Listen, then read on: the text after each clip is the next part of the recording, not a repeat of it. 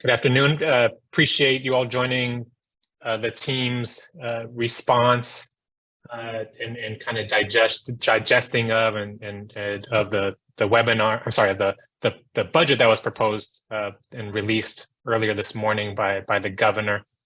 We've had a little bit of time to delve into it and try to get a grasp of the details that have been shared up until this point, and want to share that with you all, and then respond to questions that you all have as well. So look forward to this being a back and forth conversation. I'll go over a couple of the just housekeeping items, but let me turn it over to our Executive Director, Edgar Sassueta first. Good afternoon. Thank you for joining us, as this has become a bit of a tradition here on budget release day. In fact, I'll give the caveat that we always give, and also kind of the why we try to do this, right? We acknowledge that on these days, we don't have all of the details yet. As Yvonne, you're gonna hear Yvonne and Megan say this over and over again, that there's still details forthcoming and they'll explain the process. But one of the pieces that we felt strongly about was being part of the Education Coalition, having access to the governor's office. We get some information, we get briefings, and we're really in the position where we'd rather give you what we know, even if that means that there's more information forthcoming. So really, this is an opportunity for us to kind of tell that story, and the team will walk you through that. But also, I will stress, by your questions, by your comments in the chat, and also at the end, we're going to try to do a short thought exchange, just to give us a first glance of, as you're hearing some of these details, what are the things that you may see as opportunity? Also, what are some of the things that could be challenges? As we've been pointing out all day, the one thing, and we take some pride in this, is that this is an iterative process. This is in January. The governor's proposing his first budget. Obviously, this is going to evolve over the year. Culminate again with a revision at the May revise, and we'll go through this exercise again.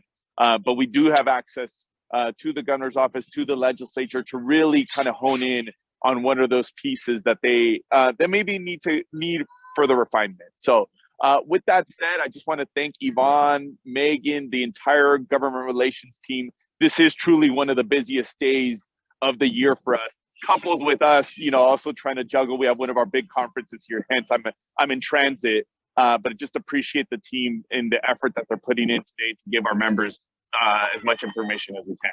I'll hand it back over to you. Thank you, Edgar. So just piggybacking off a couple of comments that were made by Edgar, we do have a thought exchange and an ability for you all to share your just initial reactions to what you're hearing and to what's being proposed by the governor with us.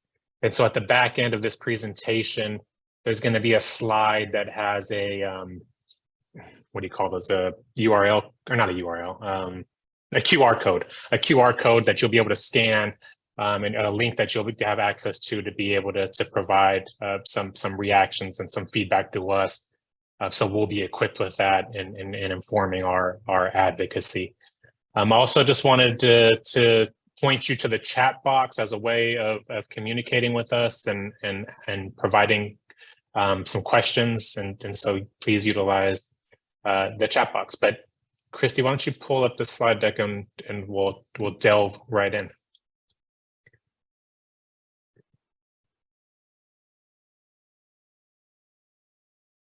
Thank you. We can go to the next slide, please. Okay, so I wanted to start big picture and talk about the full budget context. And so what you see here is specific to the coming fiscal year for 2023-2024. And you see the budget gap, the shortfall between what was included in last year's budget and what was estimated, and where revenues are estimated to be at this point. So it's $22.5 billion budget gap. And so that's important to note because we were just in a briefing with the administration, and they gave to us almost a cautionary a tale, just saying, hey, we're already starting to hear responses and reactions, and there's not much empathy to the education side of the budget. And so there's really going to be need for the school community to really make the case of why school funding and proposals should be preserved. Again, because there's on the non-Prop 98 side of the budget, you have a significant shortfall. You don't have the Proposition 98 guarantee. You have trigger cuts that are looked at that they're going to be implemented as well.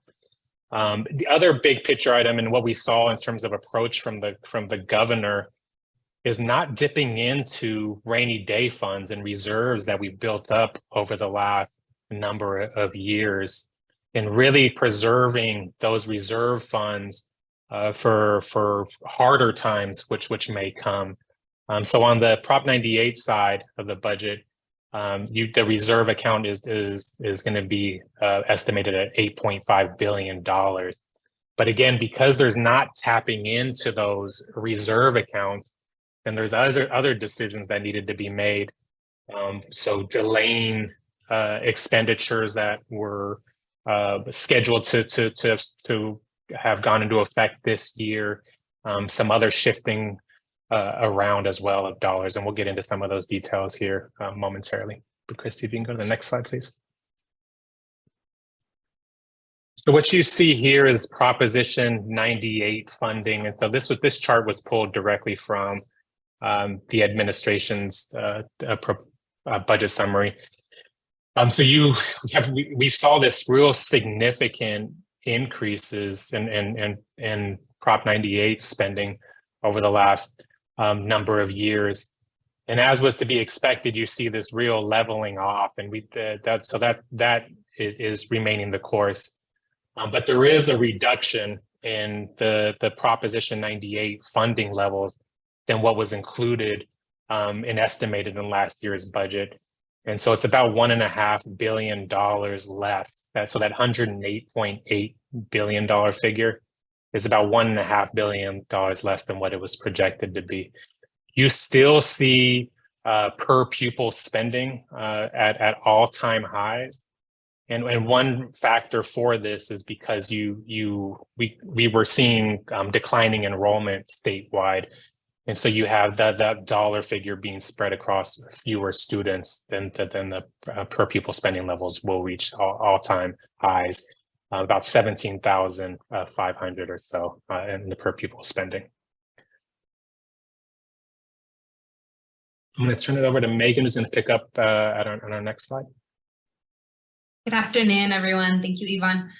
So turning to LCFF, the local control funding formula, the administration, the governor estimates the statutory COLA, cost of living adjustment, to be 8.13%. And they are fully funding the COLA. So that's going to be about a $4.2 billion increase to the local control funding formula. We also are seeing a cost of living adjustment, the same 8.13% for many programs outside of the LCFF. So for county offices, for special education, adult education. This list here is not exhaustive, but it gives you an idea. And Amy, I see your question. We may see a change in the COLA level. The COLA is actually determined by different figures set in statute, and then those figures are used to, they come from the economy and the things that the economy are doing. So the statutory COLA could change depending on how the economy behaves, and depending on how revenues come in, we could see a change. So this, and I think just as a good reminder, that's a good reminder that this is the first proposal, the governor's proposal for January. We won't see a final budget until we get to June. So we're at the beginning of that process. Can we go to the next slide?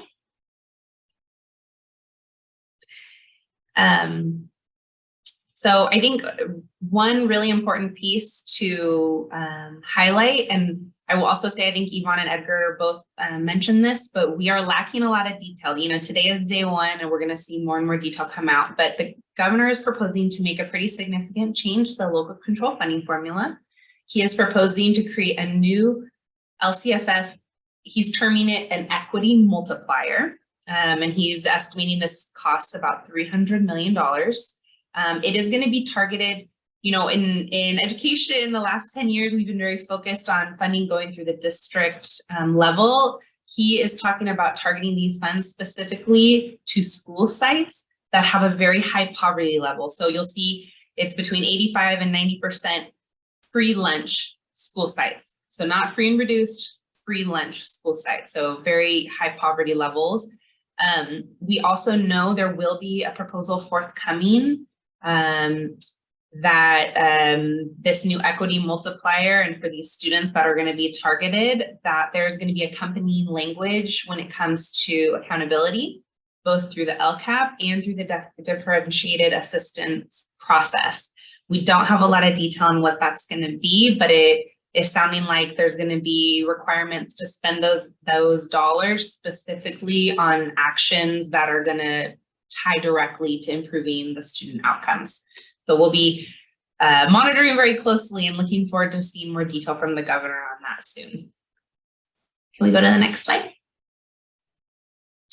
I think another notable piece here, you all saw two very large block grants last year. One of them was in the last Budget Act. One of them was the Arts and Music Block Grant.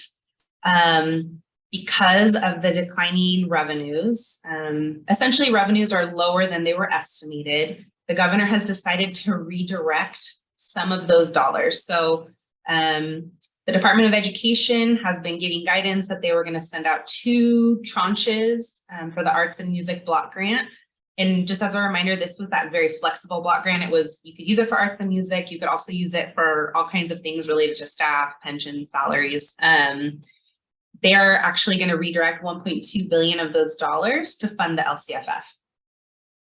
So you will see that this school year, and so we just want to flag it for folks because I know many of your districts have actually already planned for those dollars. Can I have the next slide, please? Okay, so moving kind of into some of the programmatic pieces, the governor maintains many of the commitments to the major new programs that were implemented over the last few years. One of those is Transitional Kindergarten. He stays on course to implement. We're going to be, next year, we'll be expanding Transitional Kindergarten to children who turn 5 before April 2nd, allocating $690 million for that. They also allocate an additional $165 million for an additional staff position in those transitional kindergarten classrooms. I will note, they do not make any adjustments around ratios.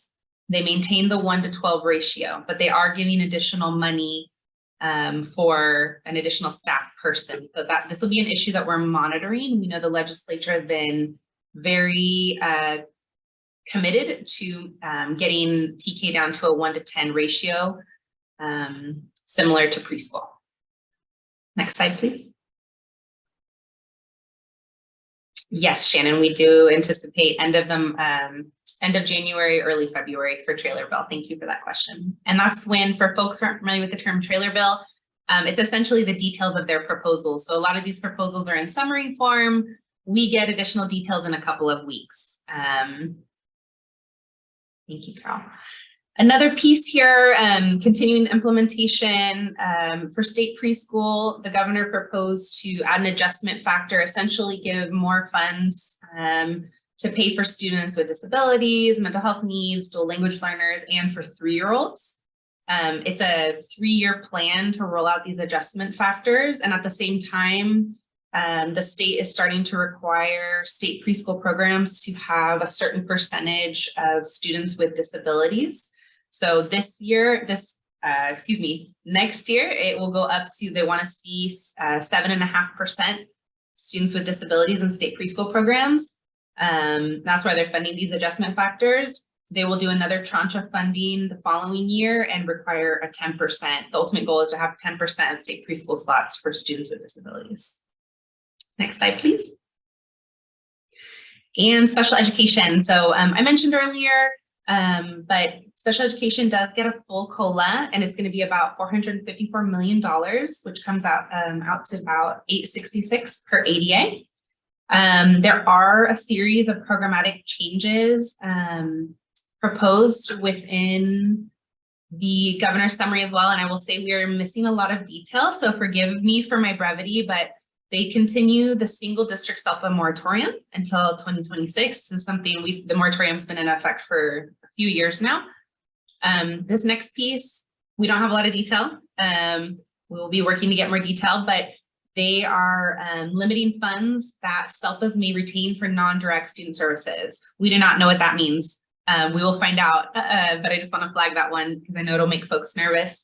And then finally, they're requiring the Department of Education to post SELPA's annual local plan. And with that, I am going to turn it over to Saret, and I will do my best to respond to questions in the chat. Thank you. Thanks. Good afternoon, everyone. So in regards to the educator workforce, the governor today reaffirms the ongoing commitment to address the educator workforce.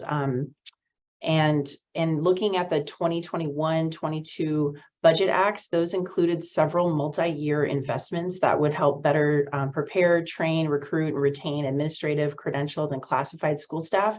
And some of these were 5 to 7 year investments. And there's another piece that was mentioned in the proposal, and that would be a $24 million one-time general fund allocation to waive certain teacher examination fees in this coming 23-24 fiscal year. Next slide, please. In regards to literacy, it got a significant call out in the budget summary doc. There's a large portion that highlighted the significant investments to literacy made since 2019. But in regards to the new money that's been allocated, the budget proposes $250 million of one-time Prop 98 general fund to build upon existing literacy coaches and reading specialists in the grant program. And the governor also proposes $1 million in one-time general fund to create a literacy roadmap, and that would be to help educators navigate literacy resources to use effectively and efficiently in their classrooms. And during our afternoon briefing with the administration, they did indicate that there would be subsequent trailer bill language and more detail forthcoming. Next slide, please.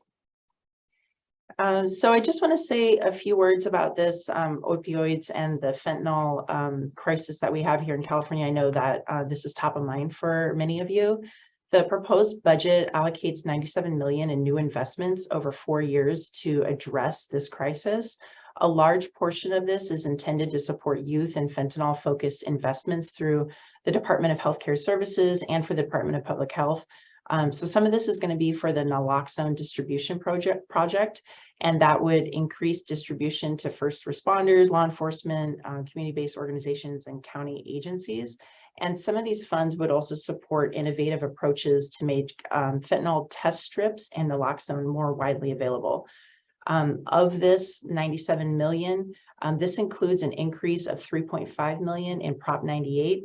That would be for all middle and high school sites to maintain at least 2 doses of naloxone, hydrochloride, or another medication to reverse an opioid overdose on campus.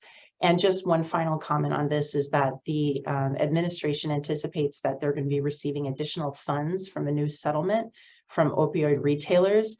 And once the settlement funds are secured, the administration intends to update the spending plan for the May revision with a focus on opioid overdose medication distribution.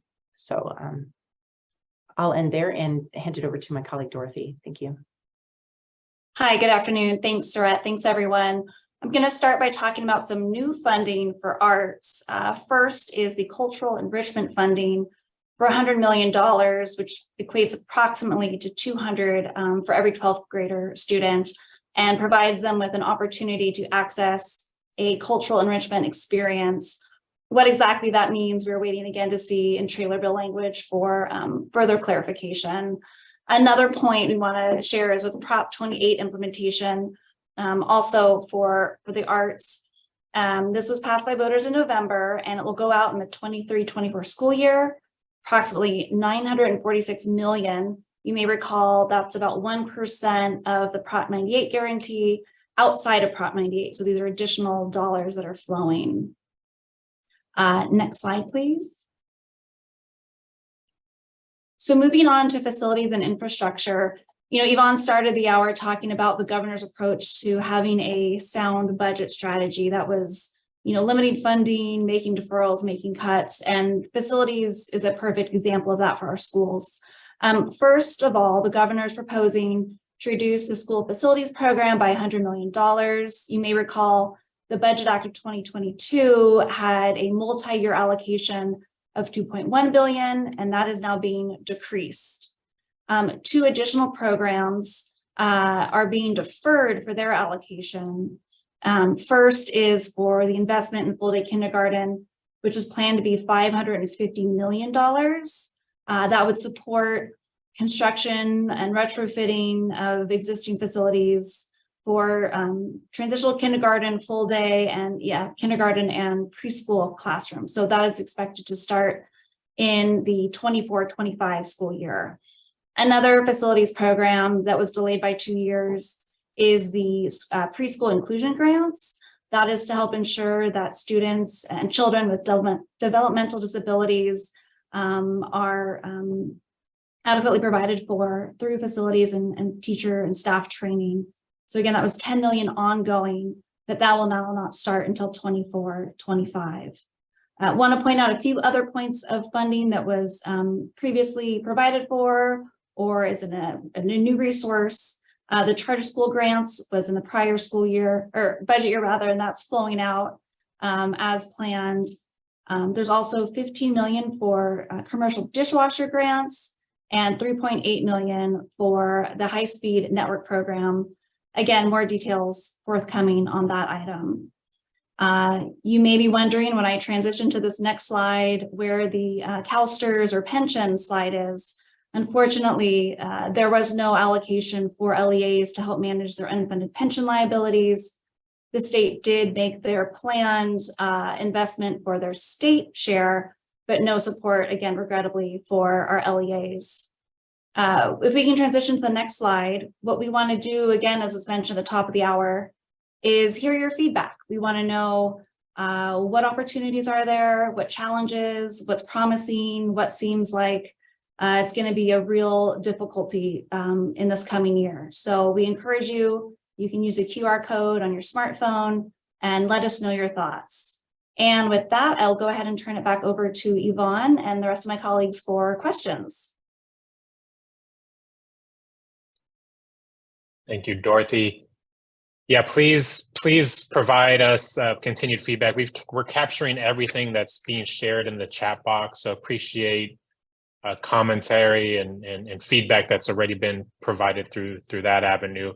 But please utilize this QR code as well to be able to provide additional feedback.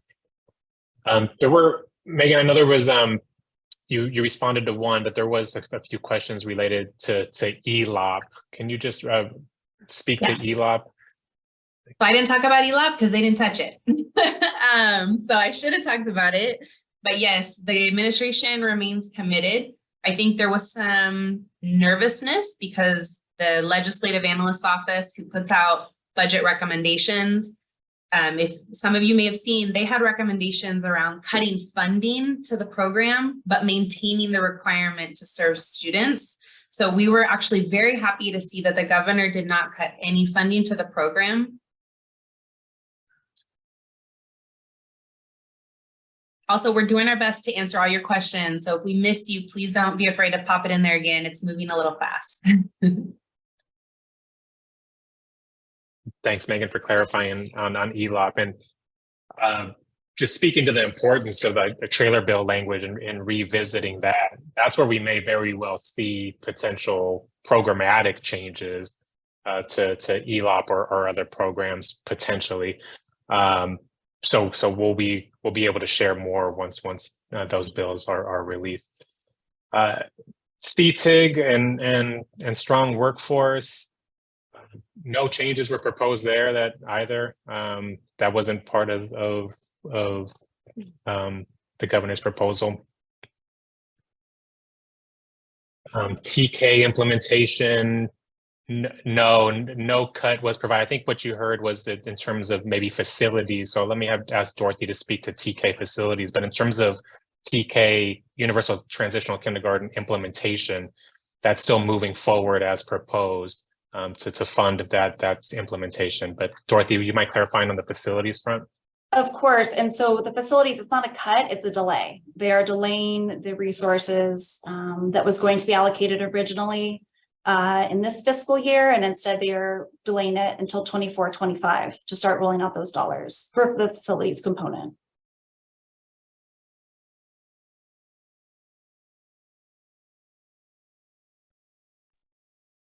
Thank you, Dorothy.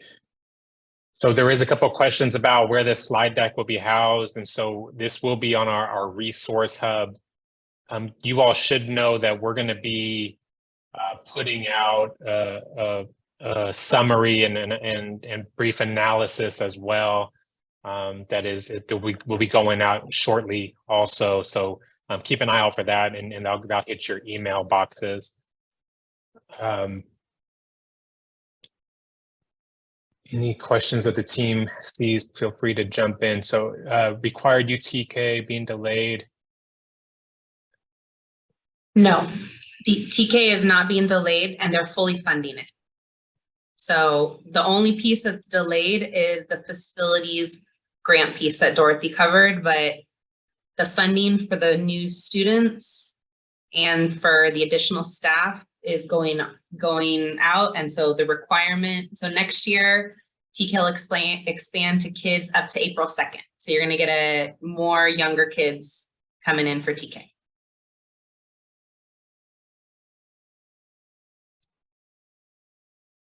Thanks, Megan. If you don't mind, I'd like to chime in on a question that came from Mariana Vinson. Mariana asked, how is the state covering the budget shortfall if not hitting education? And while we've been highlighting the education portion and really trying to hone in on our presentation, there are so many other aspects. Like I haven't looked at any of the public safety portions, but I did look at some of the mental health components, California Health and Human Services, and I do see that there have been some small reductions through COVID-19 support. So there are reductions being made in other portions of the budget.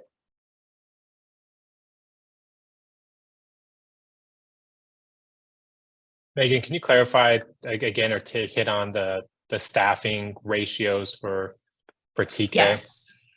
Yes. So I think why it's a little confusing is because what's been messaged over the last few years is like this current school year in the ratio is going to be 1-12, and next school year it's going to be 1-10. What the governor has proposed is he's funding everything, but he's not requiring school districts to go to a 1-10 ratio. I think what I just want to caution everybody is that the legislature is going to probably have an issue with this. And so I'm not sure what will end up in the final agreement. I mean, we're really on this ratio issue. I think this is going to be one. I just don't want you to take it to the bank. It's kind of like up in the air. And we're really going to have to probably wait till the final budget to have absolute clarity on what the ratio is going to be. But the governor is currently proposing to keep 1-12, but just think of it as a proposal.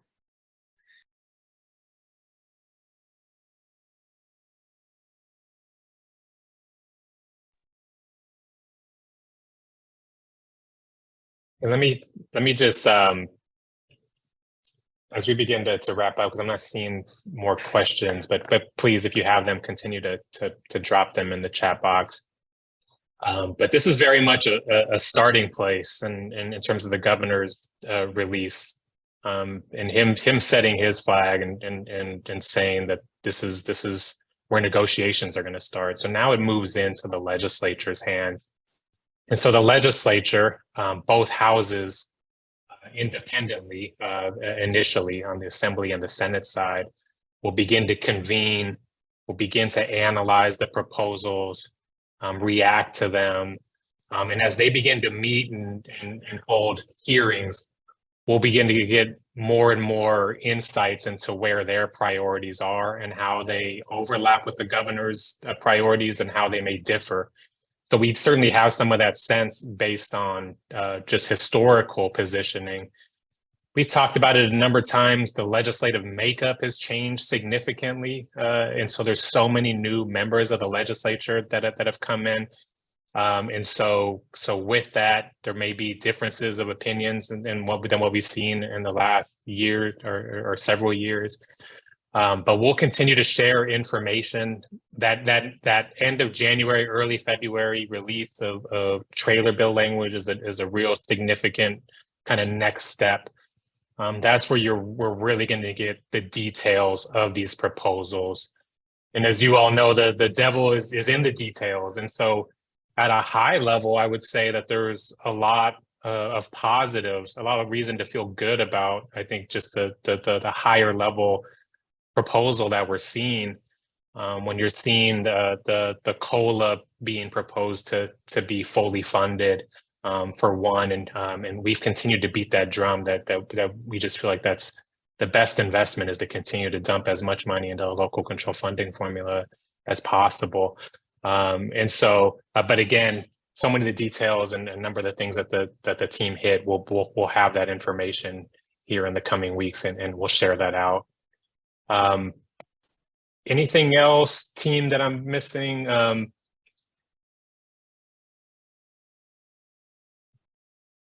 Appreciate the feedback that's been provided. It's invaluable for us. It informs our advocacy and our ability to advocate on yours and your students' behalf. So please outreach to us throughout this entire process, and we'll continue to get information out. Again, there will be a written piece that goes out here soon. So keep an eye out for that in your email boxes. Our legislative lunch break, again, next week, will be focused on the budget. And so we'll have another 7 days or so of time to be able to dig into things and have conversations and be able to provide greater insights and analysis at that point. So please tune into our lunch break next week. But thank you all for joining us. Team, stop me if there was any other questions that came in, but again, extend the gratitude to the team for all your work today and getting as much of this information as possible and digesting it all for our members. All right, everybody, take good care. Thanks again for being with us this afternoon.